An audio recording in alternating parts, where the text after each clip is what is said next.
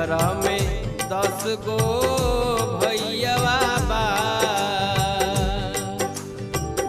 नैहर में 10 गो भैयावा हो,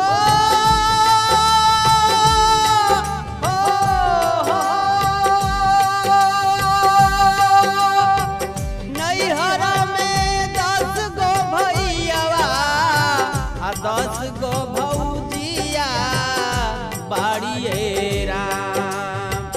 नैहर में 10 गो भैयावा आ 10 गो भौजिया बाड़िए राम। तब हूँ